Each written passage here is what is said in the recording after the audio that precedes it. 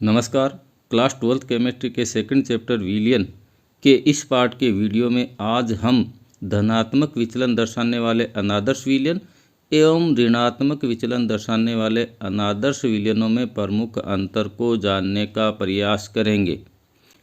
इस वीडियो को देखने से पूर्व राउल्ट का नियम तथा अनादर्श विलियन एवं उनके प्रकार का वीडियो देखना आवश्यक है।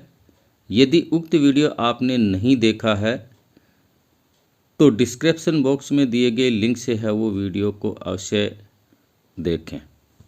धनात्मक विचलन वाले अनादर्श विलियन एवं ऋणात्मक विचलन वाले अनादर्श विलियनों में अंतर देखते हैं। धनात्मक विचलन दर्शाने वाले अनादर्श विलियन, इन विलियनों में उपस्थित प्रत्येक अवयव के आंशिक दाब राउल्ट के नियम से निर्धारित किए गए वाष्प दाब से अधिक होता है। यानी जो धनात्मक विचलन दर्शाने वाले जो अनादर्श विलियन है, इन विलियनों में उपस्थित जो प्रत्येक जो घटक है उसका या प्रत्येक जो अवयव है उस अवयव के द्वारा जो उत्पन्न जो आंशिक दाब है वो राउल्ट के नियम से निर्धारित किए गए वाष्प दाब से है वो अधिक होता है। इसके विपरीत जब जो ऋणात्मक विचलन दर्शाने वाले अनादर्श विलियन है, इन विलियनों में उपस्थित प्रत्येक अवयव के आंशिक दाब राउल्ट के नियम से निर्धारित किए गए वाष्प दाब से है वो कम होता है। धनात्मक विचलन दर्शाने वाले अनादर्श विलियन एवं ऋणात्मक विचलन दर्शाने वाले अनादर्श विलियन के अंतर का जो प्रथम अंतर अभी अपन ने देखा है, उस अंतर को इस ग्राफ की सहायता से है वो अपन है वो समझ सकते हैं। राउल्ट ने घटकों के मोल अंश और इनके द्वारा उत्पन्न जो आंशिक वाष्प दाब है उस आंशिक दाब के मध्य है वो ग्राफ खींचा और ग्राफ खींचने पर है वो अपने को इस ग्राफ के अनुसार है वो रेखीय रूप से प्राप्त होता है। यहाँ पे ये जो रेखा है ये घटक 1 के द्वारा उत्पन्न आंशिक वाष्प दाब को दर्शाता है। ये घटक 2 के द्वारा उत्पन्न आंशिक वाष्प दाब को दर्शाता है और ये जो रेखा है विलियन के द्वारा उत्पन्न कुल आंशिक वाष्प दाब को है वो बताता है। तो जो धनात्मक विचलन दर्शाने वाले जो अनादर्श विलियन है, उन विलियनों में क्या होता है कि घटक A का जो आंशिक वाष्प दाब है, घटक A के द्वारा जो उत्पन्न आंशिक वाष्प दाब है वो राउल्ट ने ये सुझाया था, तो इससे है वो बढ़कर ये हो जाता है, यानी बढ़ जाता है। इसी प्रकार घटक 2 है उसका द्वारा उत्पन्न आंशिक वाष्प दाब है वो भी ऐसे बढ़ जाता है। और जब घटक 1 व घटक 2 विलायक एवं विलय के द्वारा अधिक वाष्प दाब उत्पन्न किया जाएगा तो विलियन का वाष्प दाब है वो भी बढ़ जाता है। तो जो राउल्ट है उसके अनुसार जो धनात्मक विचलन दर्शाने वाले जो अनादर्श विलियन है, उन धनात्मक विचलन दर्शाने वाले अनादर्श विलियनों का वाष्प दाब उसके द्वारा सुझाए गए वाष्प दाब से है वो अधिक हो जाता है। जबकि इसके विपरीत जो ऋणात्मक विचलन दर्शाने वाले जो अनादर्श विलियन है उसमें क्या होता है कि घटक 1 के द्वारा उत्पन्न आंशिक वाष्प दाब है वो ये जो राउल्ट ने ये सुझाया था इसकी तुलना में घटकर है वो ये हो जाता है। इसी प्रकार है वो घटक 2 के द्वारा उत्पन्न आंशिक वाष्प दाब है वो भी ऐसे घटकर कम हो जाता है। और जब दोनों घटकों के द्वारा उत्पन्न आंशिक दाब है वो कम होगा तो जाहिर है कि विलियन का कुल वाष्प दाब है वो भी घटक कर कम हो जाएगा। अर्थात ये राउल्ट इन विलियनों का राउल्ट के द्वारा प्रागुत किए गए जो वाष्प दाब है उससे कम वाष्प दाब हो जाता है। धनात्मक विचलन वाले एवं ऋणात्मक विचलन वाले अनादर्श विलियन, इनके अंतर की कड़ी में दूसरा अंतर ये है कि धनात्मक विचलन वाले विलियनों के बनते समय ऊष्मा का अवशोषण होता है, अर्थात डेल H बराबर पॉजिटिव यानी धनात्मक होता है।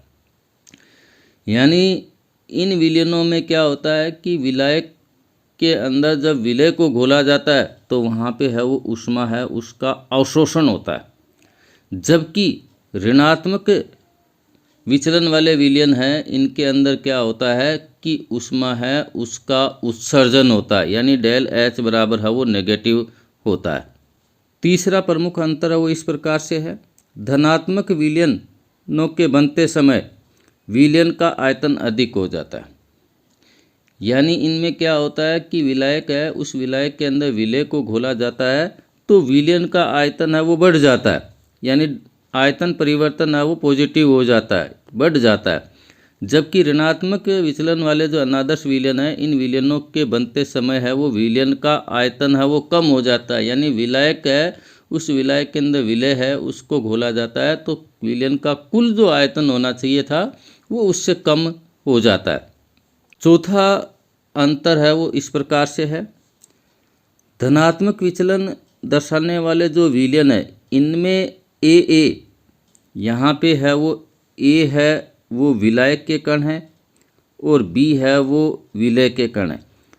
तो जो धनात्मक विचलन वाले अनादर्श विलयन है, इन विलयनों में क्या होता है कि ए यानी विलायक विलायक व बी यानी विलय विलय के मध्य अंतरा आणविक आकर्षण बल, कौन सा आकर्षण बल? अंतरा आणविक आकर्षण बल विलायक विलय की तुलना में अधिक हो जाता है, और ऐसा होने से ये है वो धनात्मक विचलन है वो राउल्ट के अनुसार है वो दर्शाते हैं।